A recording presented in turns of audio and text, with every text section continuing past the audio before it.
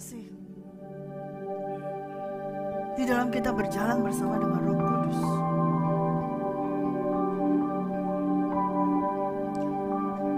memiliki suatu hubungan yang bukan ala kadarnya, memiliki suatu hubungan yang bukan sekedarnya, memiliki hubungan yang bukan sekedar I'm a Christian, memiliki hubungan yang bukan sekedar aku orang Kristen.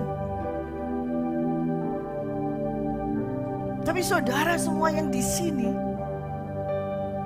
entah engkau menyadari entah tidak, engkau bukan hanya seorang Kristen. You're not just a Christian, tapi engkau adalah mempelainya.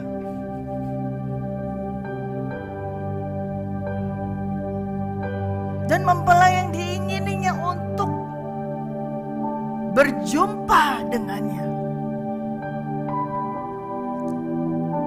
Memang sejak dari awal saudara membaca firman Tuhan,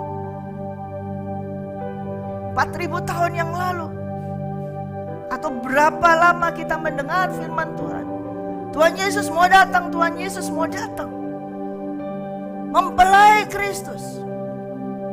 Tapi tidak ada, belum ada. Karena dia mau ketika berjumpa nanti dengan mempelainya, bukan hanya sekedar seorang Kristen, bukan sekedar orang yang sudah terima Yesus,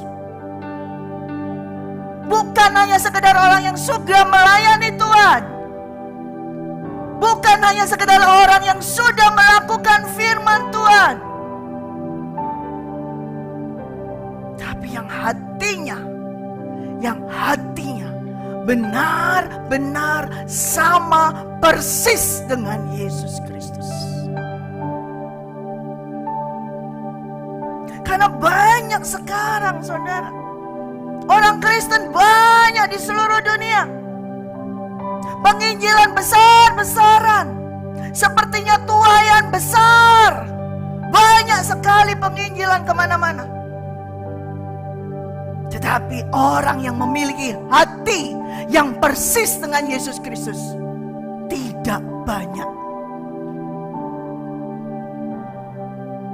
Banyak yang sudah terima Yesus, banyak yang sudah dibaptis,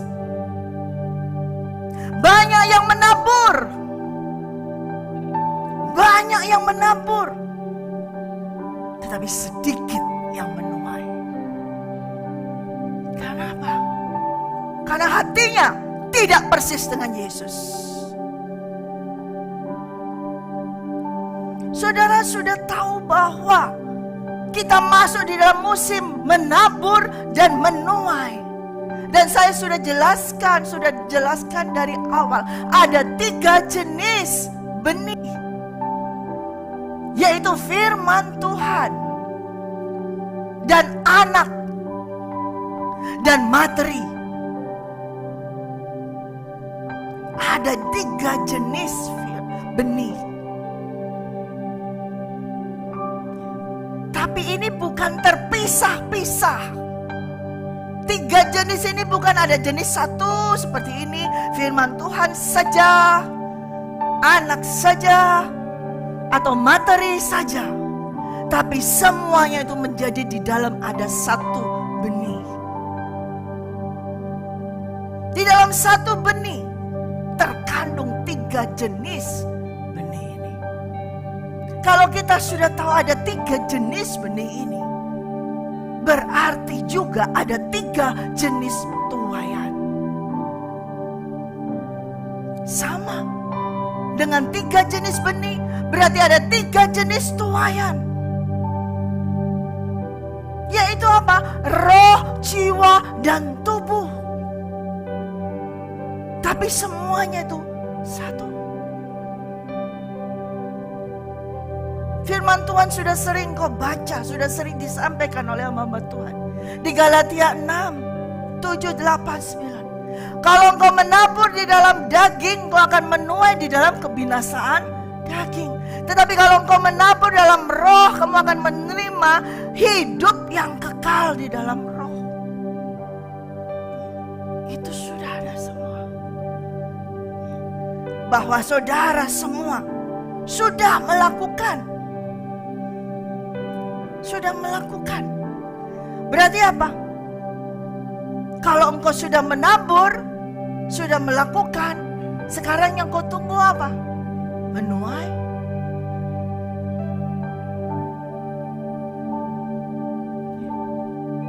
Tunggu dulu. Tidak bisa engkau sekedar langsung bisa menuai. Tidak.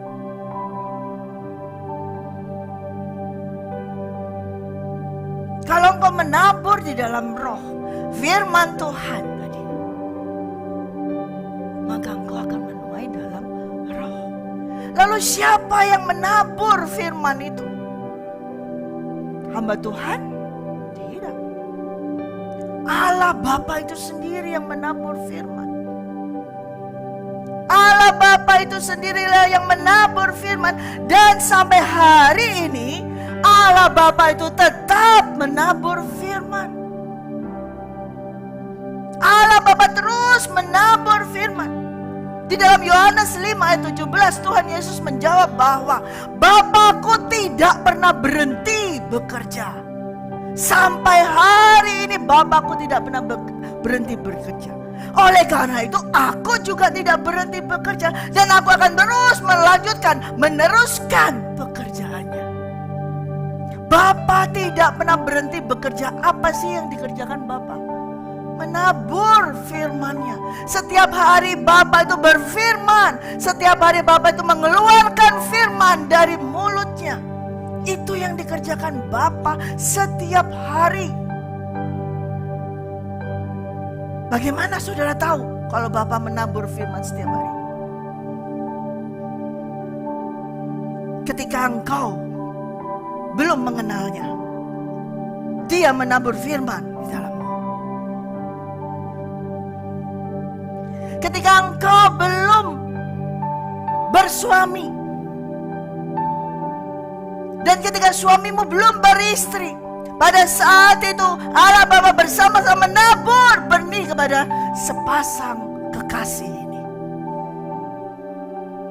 Untuk mereka disatukan menjadi suami istri. Pada malam yang keberapa? Malam yang pertama? Malam yang kedua? Malam yang ketiga? Dia terus menabur benih firman Tuhan itu. Dan kapan terjadi pembuahan di dalam rahim seorang istri? Disitulah Allah Bapa itu menabur firman. Pemazmur berkata, Daud berkata, aku gak tahu, kejadianku ini ajaib. Tidak tahu kapan aku jadi bakal anak ini, gak tahu. Tiba-tiba aku ada di rahim ibuku. Mazmur 139. Itu siapa yang menabur? Kau pikir suami istri itu yang menabur? Tidak. Bila seorang kekasih yang sudah menikah menjadi suami istri, kemudian mereka melakukan hubungan intim sebagai suami istri, apakah mereka yang menjadikan anak? Tidak. Siapa yang menaruh benih di dalammu? Tuhan Allah Bapa. Ada banyak orang bertahun-tahun. Ingat di Alkitab, Abram dengan Sarai. Puluhan tahun mereka tidak punya anak. Sampai lanjut usia mereka tidak punya anak. Tetapi ada suara keluar dari mulut Tuhan. Ada the word of God yang keluar dari Tuhan. Pada masa ini juga, tahun depan kamu akan memiliki anak. Sebelum itu, sebelum Tuhan mengeluarkan firman itu kepada Abraham, apakah kedua suami istri ini berhubungan intim? Tidak. karena sudah lanjut usia. Tenda mereka mungkin terpisah, Abram sendiri, Sarai sendiri. Tapi waktu Tuhan, Dia menaburkan benih itu. Itulah benih yang ada di Abram dan Sarah, yaitu anak. Demikian juga ada di dalam saudara dan saya. Jadi kejadian kita ini dahsyat. Ya, harus ada orang tua. Ya, harus ada papa mama. Tetapi papa mama itu dari siapa? Papa mama dari siapa? Papa mamanya lagi. Papa mamanya lagi dari siapa? Satu. Siapa? The only one. God the Almighty. Tuhan yang Maha Kuasa. Yaitu Yesus Kristus namanya. Itu benih. Jadi sekarang di dalam kehidupanmu yang sudah berumah tangga, yang sudah memiliki anak, itu adalah benihmu. Anak itu. Seorang anak itu adalah benihmu. Ya, benih yang diberikan oleh Allah Bapa. Namun anak itu menjadi apa? Itu adalah tergantung pada engkau. Seperti kaset kosong, CD kosong. Kau mau isi dengan lagu rock, isi dengan lagu apa?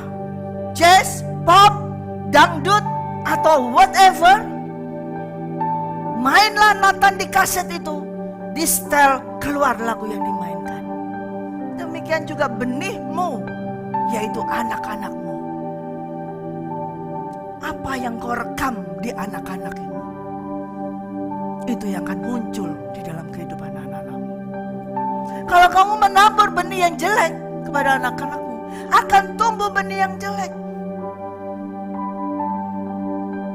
Kalau engkau menabur benih yang baik, kalau engkau setiap hari keluarkan firman Tuhan kepadanya, kalau setiap hari engkau melakukan firman Tuhan, maka itu semua terekam di dalam benih, yaitu anakmu itu. Nah, itu adalah benih yang sifatnya soul, jiwa.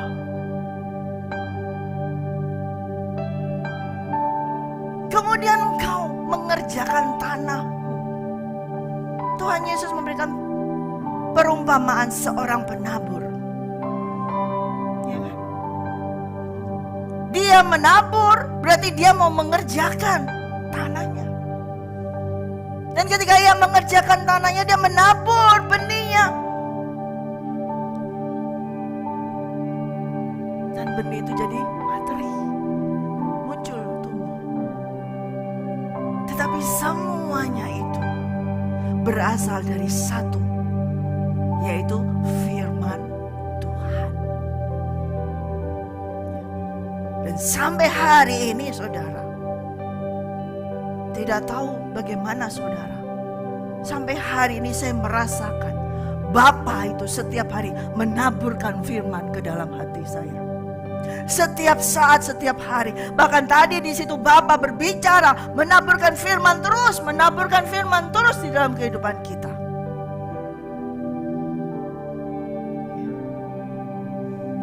Di dalam Yesaya 55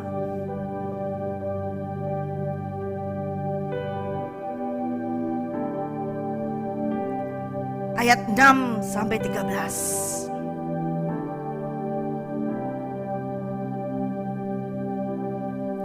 Carilah Tuhan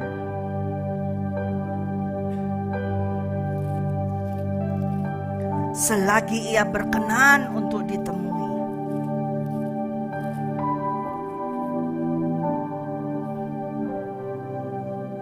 Berserulah kepadanya selama Ia dekat. Baiklah orang fasik meninggalkan jalannya, dan orang jahat meninggalkan rancangannya. Baik ia kembali kepada Tuhan, maka Ia akan mengasihaninya, dan kepada Allah kita, sebab Ia memberi pengampunan dengan limpahnya. Sebab rancanganku bukanlah rancanganmu, dan jalanmu bukanlah jalanku. Demikianlah firman Tuhan.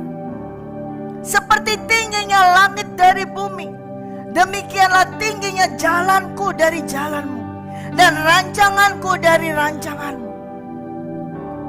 Sebab seperti hujan dan salju turun dari langit dan tidak kembali ke situ, melainkan mengairi bumi, membuatnya subur dan menumbuhkan tumbuh-tumbuhan, memberikan benih kepada penabur dan roti kepada orang yang mau makan.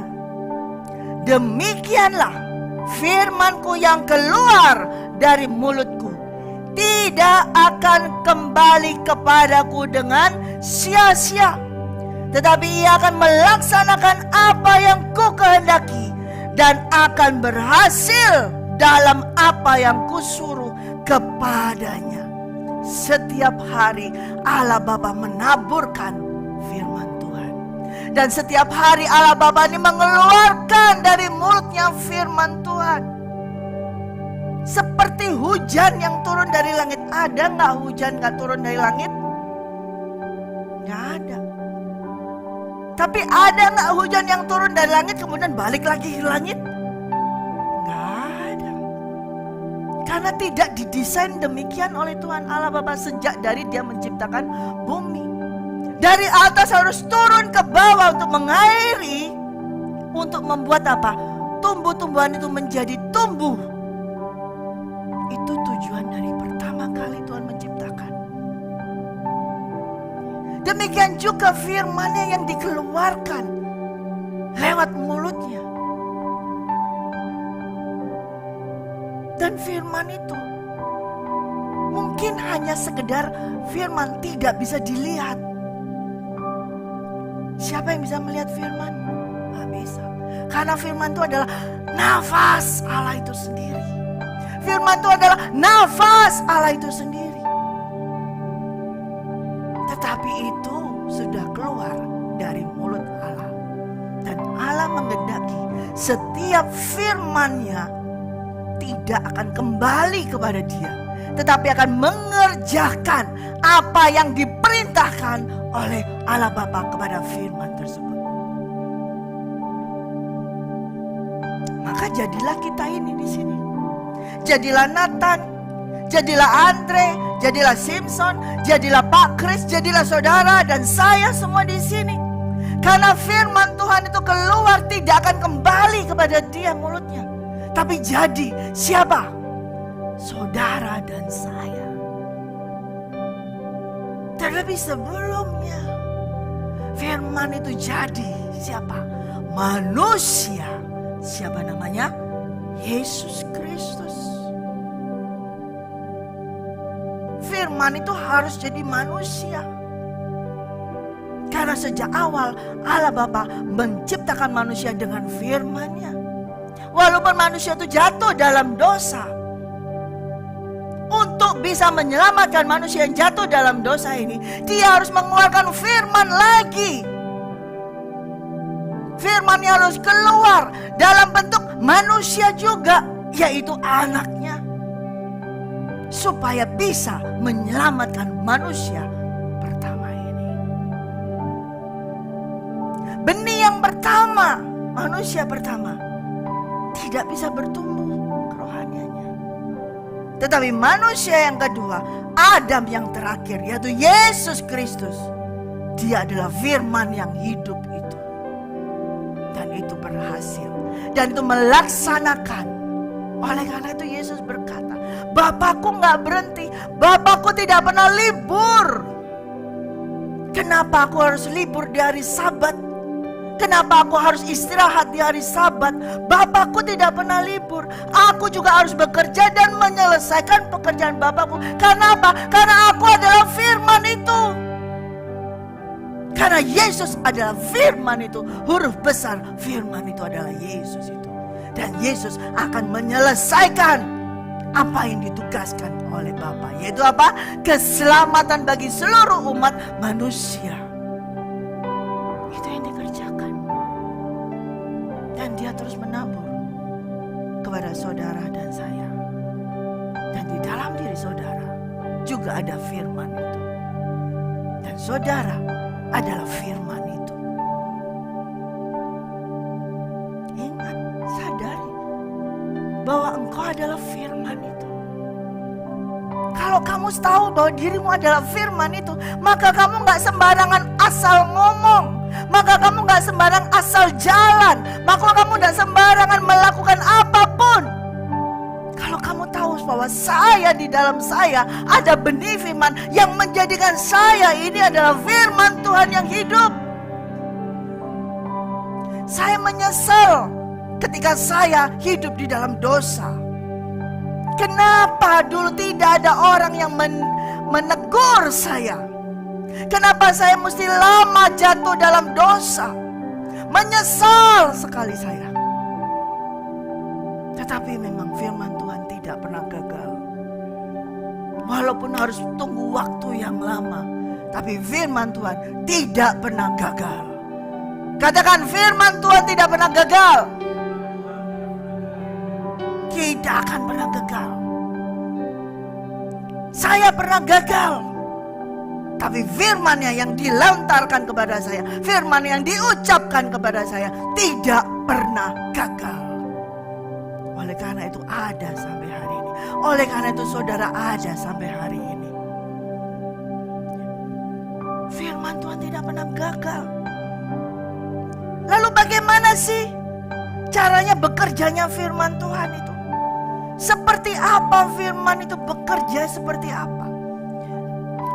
Di dalam Markus 4 ayat 26, Yesus menyampaikan kepada semua orang, beginilah hal kerajaan Allah itu. Ayat 26, seumpama orang menaburkan benih di tanah, lalu pada malam hari ia tidur, dan siang hari ia bangun. Sebetulnya bukan siang hari ya, ini terjemahannya. Artinya besoknya dia bangun lagi.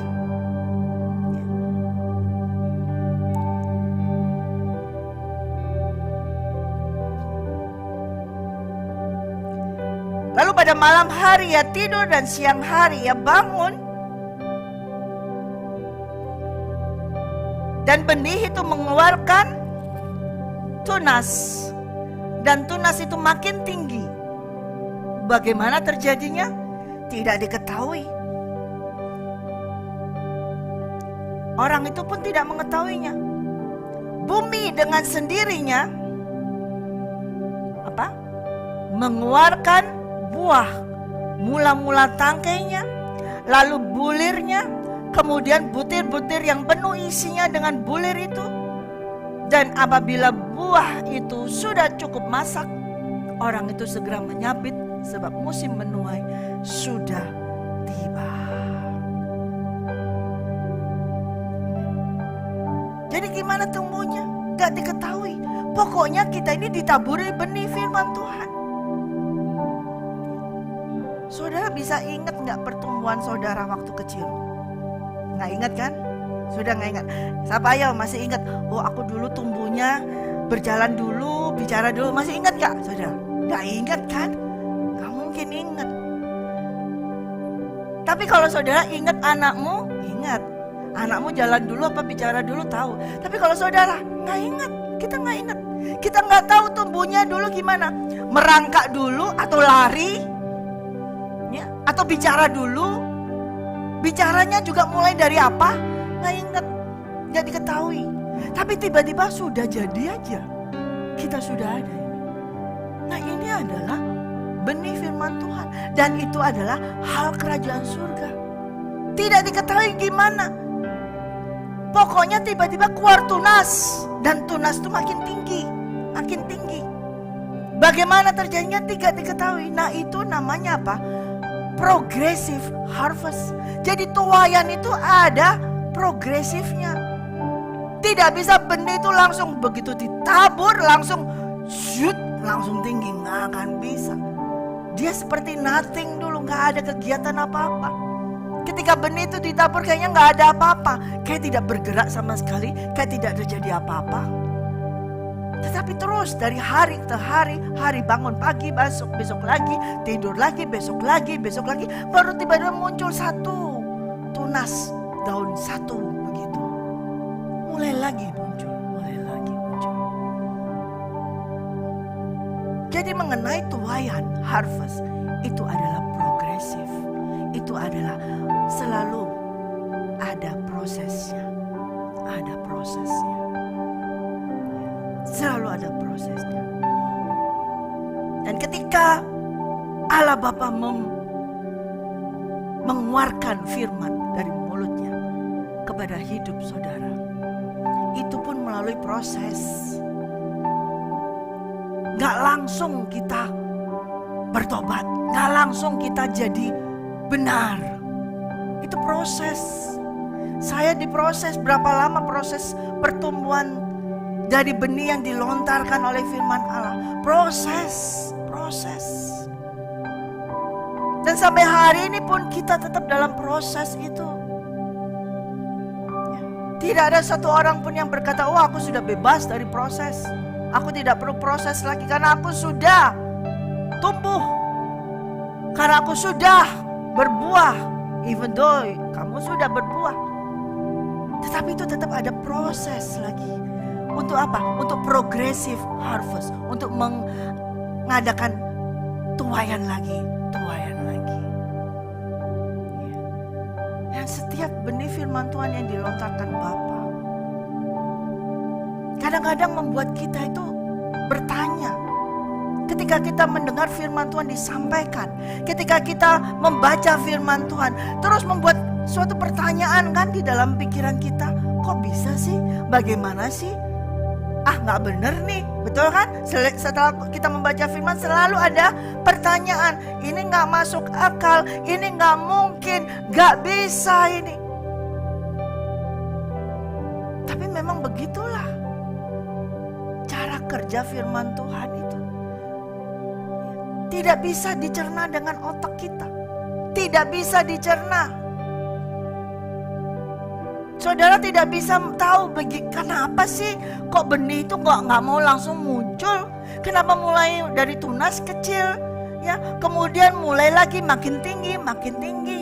Kenapa kemudian baru ada tangkainya? Kenapa nggak langsung berbuah? Kita tidak bisa mempertanyakan hal tersebut karena itu adalah sesuatu rahasia daripada benih itu sendiri. Sebuah benih itu memiliki misteri masing-masing.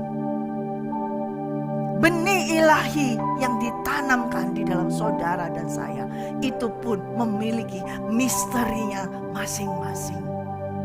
Ada orang yang mendengar firman Tuhan langsung segera menjawab, yes, aku menerimanya. Ada orang yang mendengar firman Tuhan setiap hari disampaikan firman Tuhan. Setiap hari mendengar firman Tuhan. Setiap hari dikasih firman Tuhan. Tetapi selalu berkata, no. Ada. Karena setiap benih itu punya misterinya masing-masing. Dan yang sudah menerima firman Tuhan, itu pun masih saling mempertanyakan, kenapa? Kok bisa? Lalu bagaimana? Masih sering ada kekhawatiran. Masih sering ada ketakutan. Makanya Yesus berkata kepada murid-muridnya waktu dia mengajar, jangan kamu khawatir tentang apapun juga. Itu juga adalah firman Tuhan. Tetapi seringkali ketika firman itu disampaikan, jangan kamu khawatir, yang ada adalah kamu tambah khawatir. Betul nggak? Kalau kita baca firman tersebut, jangan kamu khawatir, jangan kamu khawatir. Tapi yang kita baca setelah itu adalah kita tambah khawatir lagi. Kenapa begitu? Karena firman yang kau baca, itu kau biarkan hanya sampai seputar di telinga, di sini kepala. Tidak kau makan, tidak kau biarkan masuk ke dalam. Tapi hanya dibaca, terus ditaruh di kepala sini, dipertanyakan bagaimana? Gak punya uang, tapi suruh gak khawatir, bagaimana? Ini gak ada yang harus dimakan, disuruh gak khawatir. Bagaimana? Itu firman muter-muter di sini. Sehingga membuat hatimu semakin bergejolak, bukan menangkap firman itu, tetapi bergejolak apa? Ya mungkin, gak bisa, tambah semakin gelisah. Dengan keadaan seperti itu merupakan tanahmu itu yang ada apa? Semak durinya.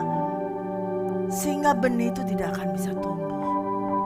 Hamba Tuhan ternama manapun menyampaikan itu, kalau hatimu penuh semak duri, firman itu tidak akan bisa tumbuh. Tetapi Yesus terus berkata, jangan kamu khawatir. Kalau kamu khawatir tentang apa yang kau makan, kau minum, itu dicari oleh orang yang tidak mengenal Allah. Matius 6. Tetapi apa? Semuanya itu Bapamu tuh tahu. Apa yang kau butuhkan itu Bapamu tahu. Tapi syaratnya apa? Carilah kerajaan surga ini. Carilah Bapa itu dulu. Dan segala atribut dari Bapa dan segala sifat keilahiannya dan segala karakter ilahinya dicari itu. Artinya kembali lagi kepada benih firman Allah itu sendiri. Kembali kepada yang mengeluarkan firman itu. Jangan cari firman-Nya saja, tapi cari sang pemberi firman. Kalau kita cari firman keliling gereja A, B, C, D, keliling kemana-mana, firman itu menguap. Oh cari firman, oh belajar lagi cari firman kemana-mana, itu menguap. Tapi carilah dahulu kerajaan Allah dan kebenarannya, maka semuanya itu akan ditambahkan kepadamu. Jangan cari firman-Nya, cari Bapa sang pemberi firman itu. Amin. Walaupun nanti yang menyampaikan firman itu bukan hamba Tuhan yang terkenal, hanya seorang anak kecil. Tapi kalau engkau mencari bukan firman-Nya yang kau cari, mencari Bapa sang pemberi firman, maka engkau akan menerima firman dari seorang anak kecil itu. Dan firman itu pun akan masuk dan tumbuh di dalam kehidupanmu. Dan menjadi suatu progress harvest. Kemudian kalau orang memperhatikan situasi keadaan sekarang gak memungkinkan, tidak bisa. Keadaan sekarang suruh menabur, gak mungkin, gak akan bisa. Memperhatikan angin, memperhatikan awan, tidak akan menuai. Pengkhotbah 11 menyampaikan demikian. Kalau orang menunggu, kalau ada angin baru kita nabur, lalu menunggu ada awan enggak kita mau menuai, enggak akan bisa. Kalau dia mau seperti itu tidak akan bisa. Nah sekarang saya percaya saudara semua sudah menabur. Amin, sudah menabur. Ini mungkin waktu yang kau nanti-nantikan, mau menuai. Apakah kau menanti-nantikan mau menuai? Amin. Syarat dari menuai apa? Itu syarat umum ya.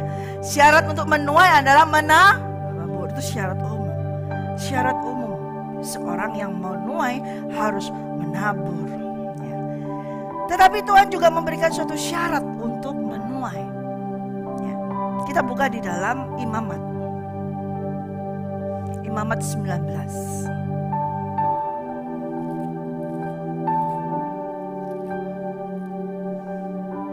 Imamat 19 ayat 9. Pada waktu kamu menuai hasil tanahmu, janganlah kau sabit ladangmu habis-habis sampai ke tepinya. Janganlah kau pungut apa yang ketinggalan dari penuaianmu. Juga sisa-sisa buah anggurmu janganlah kau petik untuk kedua kalinya. Dan buah yang berjatuhan di kebun anggurmu janganlah kau pungut tetapi semuanya itu harus kau tinggalkan bagi orang miskin dan bagi orang asing. Akulah Tuhan Allahmu. Syarat yang pertama adalah jangan kau sabit ladangmu habis-habis. Jangan kau petik kedua kalinya, jangan kau ambil buah yang berjatuhan. Tapi itu harus kau tinggalkan bagi orang miskin dan orang asing. Akulah Tuhan Allahmu. Syarat yang kedua, janganlah kamu mencuri. Janganlah kamu berbohong. Dan janganlah kamu berdusta seorang kepada sesamanya. Janganlah kamu bersumpah dusta demi namaku, supaya engkau jangan melanggar kekudusan nama Allahmu. Akulah Tuhan. Jadi untuk menuai ada syaratnya selain menabur itu yang pasti umum. Tapi syarat yang Tuhan standar maukan. Kalau kamu sudah menuai, jangan itu dihabisi semuanya. Jangan sampai di sudut-sudut itu dihabisin semuanya. Dan kalau ada yang jatuh-jatuh diambil semua, diringkas semuanya. Jangan kau ambil seperti itu. Dan syarat yang kedua adalah jangan kamu mencuri. Selama kamu mencuri, kamu tidak akan bisa menuai. Jangan kamu berbohong. Kalau kamu suka berbohong, kamu juga tidak akan menuai.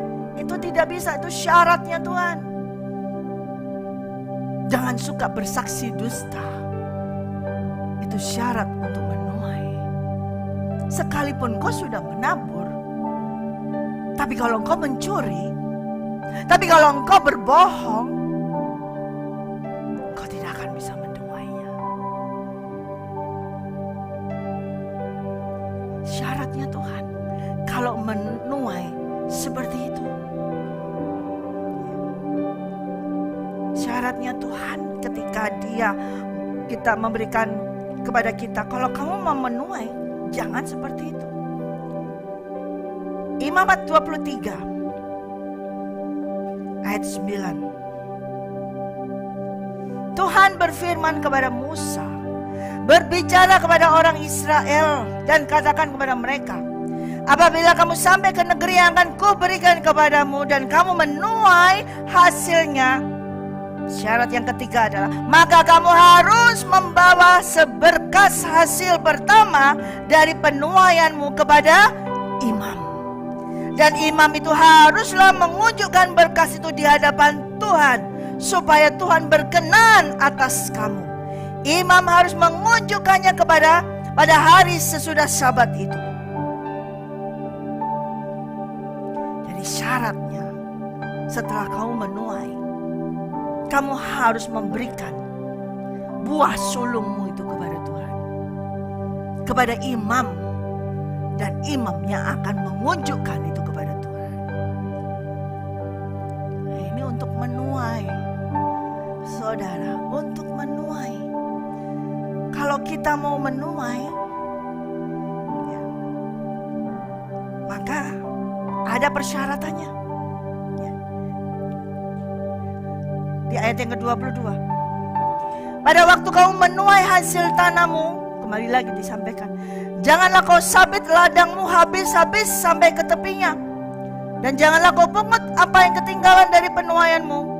Semuanya itu harus kau tinggalkan bagi orang miskin dan bagi orang asing. Akulah Tuhan Allahmu. Akulah Tuhan Allahmu. Ya. Diulang lagi di Ulangan 24 ayat 19.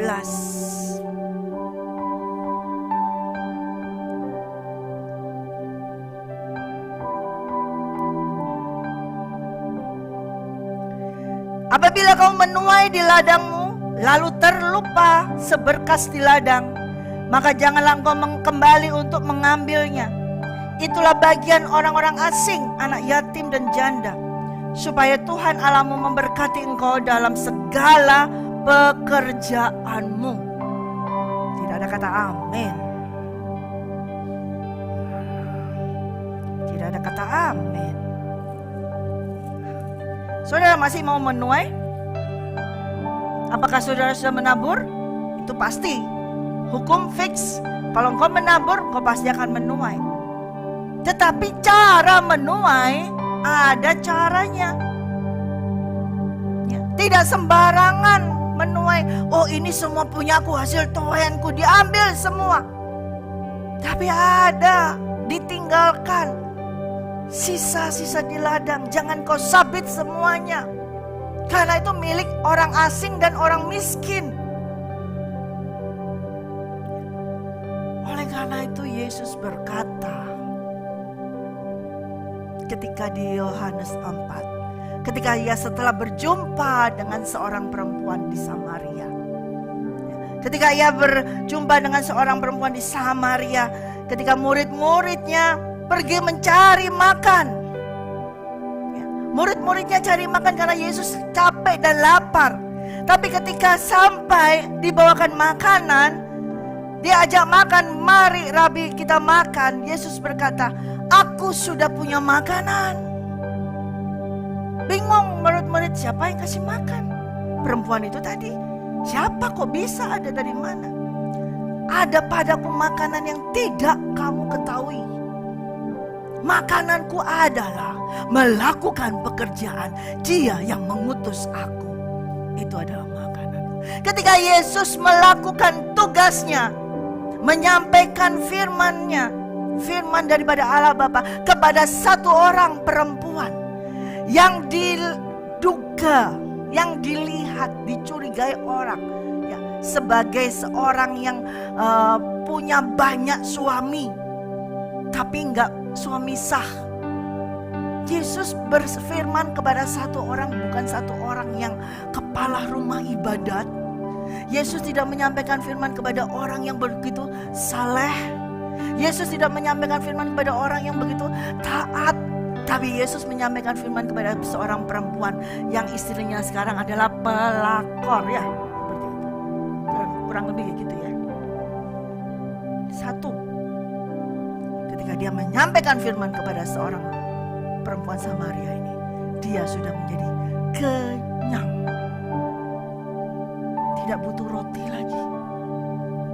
Tidak dimakan tuh roti yang dibawa murid-muridnya. Aku sudah kenyang. Karena makananku adalah melakukan pekerjaan dari Bapakku. Melanjutkan pekerjaan dari Bapakku.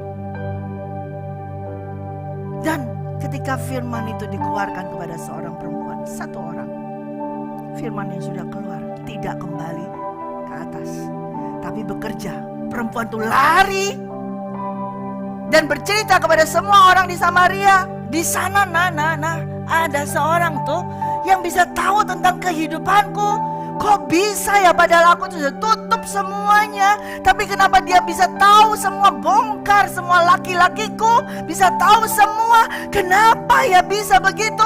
Itu pasti adalah Mesias. Dan orang-orang langsung lari bertemu dengan Yesus. Dan Yesus melihat sekumpulan banyak orang datang kepada Yesus. Makanya dia berkata, kau berpikir 4 bulan lagi waktu musim menuai? Aku berkata kepadamu, tidak. Lihat tuh, semua lagi ladang itu menguning semua ya. Sekarang adalah waktunya menuai. Makanya Tuhan berkata, aku mengutus kamu ke tempat di mana kamu tidak menabur. Untuk apa? Untuk menuai apa yang tidak pernah kau tabur. Kenapa? Karena kamu adalah orang asing. Kita ini di bumi ini, di dunia ini, kita ini orang asing. Kita akan menuai apa yang tidak kita tabur. Karena kita orang asing. Karena sudah ada rule-nya dari Allah Bapa. Tapi seperti apa menuai kalau engkau tidak menabur? Masih ada waktu sedikit. Ada seorang perempuan Moab menikah dengan orang Yehuda. Dia bernama Ruth. Dia senang sekali waktu menikah. Tapi ternyata suaminya meninggal. Namun karena dia sudah mencintai suaminya ini, dan Ruth ini memiliki suatu hati komitmen. Kalau dia menikah, dia harus menikah dengan keluarganya juga. Sekalipun suaminya meninggal, ibu mertuanya masih ada. Dia tidak akan meninggalkannya. Hatinya sudah bertaut dengan ibu mertuanya. Dan sampailah dibawa pulang ikut ibu mertuanya ke tanah Yehuda.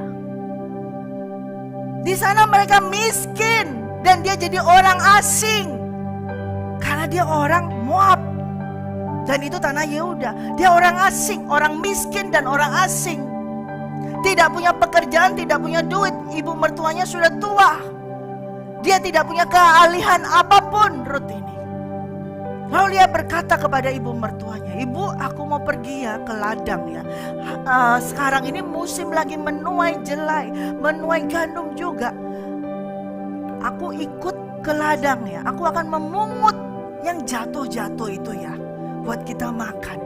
Udah nak, pergilah, diberkatilah engkau." Dan Ruth pergi ke ladang. Dia lihat banyak ladang. Tidak tahu bagaimana dia dituntun oleh Tuhan Allah ke satu ladang. Bukan sembarang ladang, yaitu ladang yang Boas.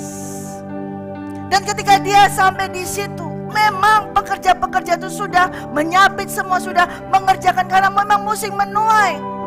Dan memang mereka sudah tahu role-nya, mereka sudah tahu bagaimana cara menuai. Tidak boleh disapu habis, tidak boleh. Kalau ada yang jatuh, tidak boleh dipungut lagi, tidak boleh. Itu sudah menjadi suatu rule dan itu menjadikan perintah dari Tuhan Allah Bapa. Dan Ruth ini memungut, mengambil jelai-jelai yang jatuh-jatuh itu diambil, dipungut, kemudian digirik sendiri, dijadikan ini dia pungut seperti itu. Terus dia rajin. Dan sang pemilik ladang ketika itu datang, melihat kok ada orang asing di sini. Siapa dia? Oh, itu orang perempuan Moab yang kembali dengan ibu mertuanya Naomi. Diceritakan semuanya bagaimana dia meninggalkan keluarganya, meninggalkan negaranya. Dia menaburkan dirinya kepada Naomi. Dia menaburkan hidupnya kepada Naomi. Diceritakan semuanya. Dan itu menjadikan satu poin bagi sang pemilik ladang ini. Dan mereka melihat, oh betapa excellence-nya perempuan ini. Luar biasa nilainya tinggi. Biasanya orang gak mau meninggalkan negerinya. Orang gak mau meninggalkan sanak keluarganya. Orang suaminya sudah meninggal kok, apa untungnya? Untuk apa lagi? Tapi ini perempuan ini mau meninggalkan semuanya. Dia menaburkan. Dan dia menuai apa yang tidak ia tabur di negeri tanah Yehuda. Dia mengambil jelai-jelai itu. Ketika itu Boas melihat, lalu dipanggil, setelah diceritakan, oh dia adalah menantunya dari Naomi. Boas tahu Naomi. Lalu Boas berkata, sudah, kamu bekerja di sini saja. Jangan pindah ke ladang yang lain. Di sini saja kau ikuti para pekerjaku yang lain. Ya, tetaplah memungut di sini. Dan kalau kamu lapar, ke sini ada makanan, ambil minum di sini. Dan memang pada waktu makan dipanggil Ruth untuk dikasih makan dan minum. Kemudian dia setelah makan, dia bekerja lagi, dia memungut lagi. Dan itu memang itulah. Kamu akan diutus menuai ke suatu tempat yang tidak pernah kau taburi. Karena engkau orang asing. Saudara dan saya adalah orang asing di dunia ini. Kita akan menuai apa yang tidak kita tabur. Tapi caranya tidak bisa angkat kepala, tangan di pinggang gini. Engkau harus membungkuk untuk memungut seperti ini. Kalau engkau sombong, tidak akan bisa. Sebagai orang asing, kau akan menuai di tempat yang tidak kau taburi. Tapi dengan sikap apa? Rendah hati, membungkuk. Dan Boas berkata kepada para pekerjanya, kamu ya harus biarkan dia memungut ya. Jangan dilarang ya. Dan jangan dikasari, jangan diganggu dia. Dan juga kamu harus sengaja menjatuhkan segenggam jala itu untuk dia. Harus dengan sengaja. Oh rapasyatakara rapasyatakara. Kendara rapasyatakara ya. Kita adalah penduduk asing di bumi ini, di dunia ini, dan Tuhan kita memerintahkan kepada semua orang yang ada di sini untuk dengan sengaja menjatuhkan segenggam untuk kita menjadi pungut. Kita ambil itu semua, dan itu adalah tuaian kita. Tuhan akan menggerakkan orang untuk sengaja menjatuhkan untuk kita pungut. Itu adalah cara menuai. Tapi apa? Kau harus membungkuk. Kau harus membungkuk. Kau harus rendah hati.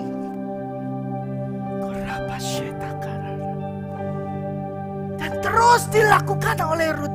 Rut terus bekerja. Bawa pulang itu semuanya ke ibunya. Ibunya mertuanya berkata, kau bekerja di mana nak? Kau bisa dapat hasil segini?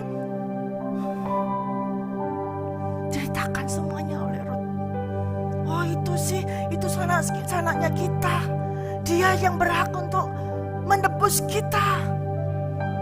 Tapi Rut tetap terus. Besoknya bekerja lagi sampai masa menuai itu berakhir. Rut tetap pergi memungut, bukan ikut menjadi pekerjanya di ladang situ. Tidak. Beda saudara. Dia tidak menawarkan diri kepada Tuan Boas, aku jadi pekerjamu ya yang menuai ya. Tidak. Dia tetap membungkuk, memungut yang jatuh itu. Memungut yang jatuh itu. Makanya ketika Yesus berjumpa dengan seorang perempuan yang memohon kepada Tuhan untuk menyembuhkan anaknya, Tuhan Yesus berkata, emang aku diutus untuk ke kamu? Aku diutus untuk ke orang Israel. Dan lagi gak mungkin anjing. Bagaimana itu aku memberikan makanan roti kepada anjing? Ya, tapi anjing itu memakan remah-remah yang jatuh dari tuannya. Kalau engkau ingin menuai saudaraku yang kekasih dalam Kristus Yesus, jangan engkau sombong. Jangan engkau sombong, jangan engkau mencuri, jangan engkau berbohong, jangan engkau sombong.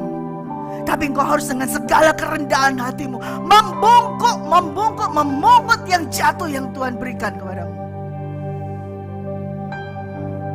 Itu cara menuai yang Tuhan kehendaki. Saudara pikir ketika engkau menabur, tangan kiri nabur, tangan kanan nabur, kadang-kadang tangan kiri nggak tahu, kadang-kadang tangan kanan nggak tahu. Terus kau menuainya dengan wah gede banget, ini punyaku, ini punyaku. Tidak. Itu bukan cara menuai dari kerajaan surga. Itu caranya dunia. Dunia juga bisa menuai saudara. Tapi cara penuaian dari kerajaan surga adalah kau harus dengan segala kerendahan hati. Dan Rut lakukan itu semua. Terus menurut dia lakukan. Sampai akhirnya dia menuai sesuatu yang luar biasa. Apa itu? Word of God, firman itu ada di dalam rahimnya. Ketika dia menikah dengan Boas, ada benih. Dia melahirkan seorang anak yang menjadi nenek moyang daripada Daud. Dan sampai terus juga menjadi nenek moyang sampai keturunan sampai sama Sang Mesias itu. Karena apa? Dia menuai di tempat yang tidak dia taburi. Tapi dia mau dengan menunduk, menjemput itu jelai-jelai, mengambil itu. Sejatuhnya diambil itu. Segenggam itu adalah tuaianku. Saudara pikir kalau tuaian itu harus banyak sekali. Segenggam ini itu sudah menjadi tuaian.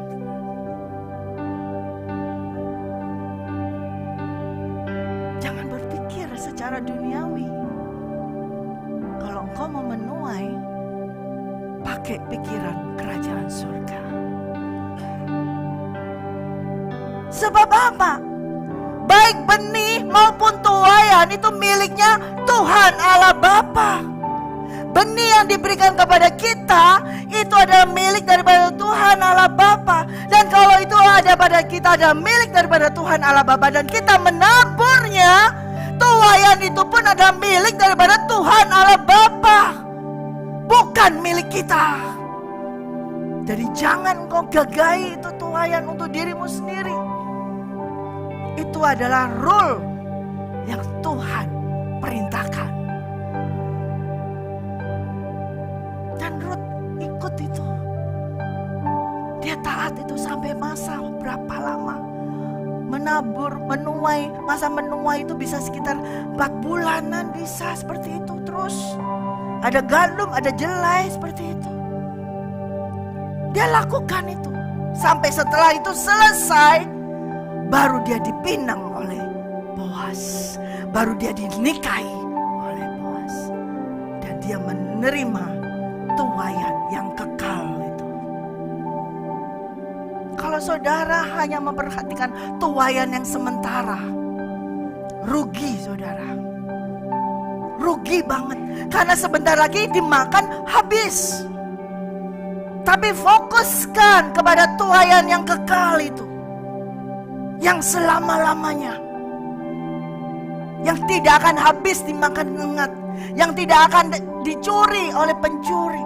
Yaitu tuaian yang kekal yang di surga.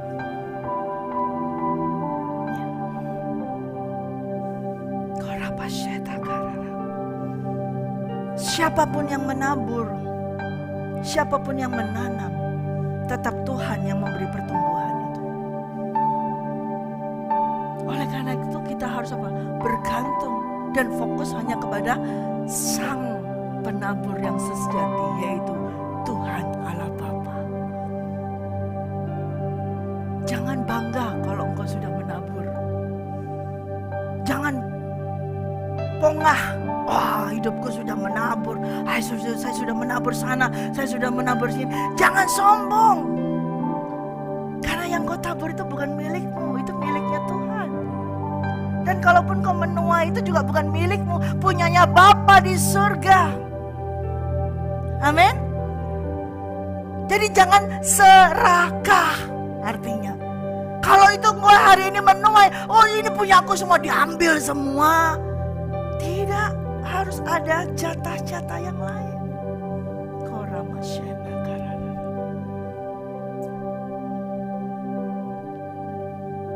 Saya mau lanjutkan nanti hari Rabu. Tuhan mau lakukan sesuatu yang lain hari ini dan nanti tetap dilanjutkan hari Rabu.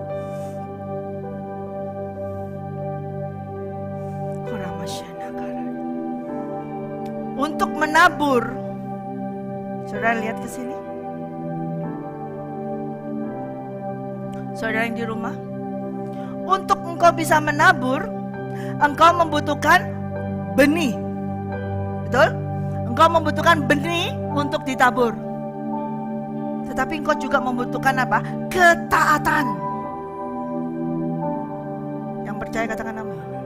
Yang mau menabur katakan amin. Engkau menabur membutuhkan benih. Siapa yang punya benih? Genggam. Ini berasal dari Tuhan. Tapi engkau butuh apa? Ketaatanmu untuk bisa menabur. Karena ini bisa engkau tahan. Enggak sekarang. Enggak sekarang ini kayak ces kayak ngerem gini. Enggak sekarang. Tapi ini tergantung ketaatanmu. Kalau engkau taat, kau tabur. Jadi untuk Menabur membutuhkan benih dan ketaatan. Katakan, untuk menabur membutuhkan benih dan ketaatanku. Untuk menuai, engkau membutuhkan waktu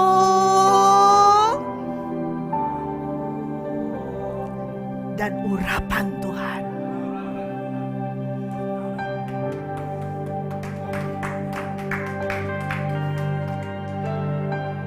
Engkau tidak akan bisa menuai dengan sembarangan. Tanpa urapan Tuhan, engkau tidak akan bisa menuai. Dan tanpa waktu Tuhan, engkau juga tidak bisa menuai. Hari ini Tuhan, hari ini harus tuai. Hari ini Tuhan, hari ini Tuhan, hari ini karena saya besok butuh ini. Hari ini Tuhan saya harus tuai. Waktunya siapa gitu loh. Ya, tidak bisa. Untuk menuai dibutuhkan waktunya Tuhan.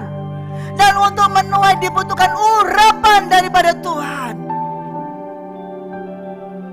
Karena tanpa urapan Tuhan, saya yakin tuh setiap sudut-sudut itu langsung dijabutin semua, diambilin semua. Yang jatuh pun diambilin, dikolek semua, dikumpulin semuanya. Tanpa urapan Tuhan, orang menjadi greedy, orang menjadi serakah, menjadi mata gelap. Tanpa urapan Tuhan. Amin. Siapa yang butuh urapan Tuhan? Hari ini saya disuruh mengurapi saudara, supaya saudara bisa menuai. Bila yang gak hadir hari ini, nanti saya lanjutkan hari Rabu.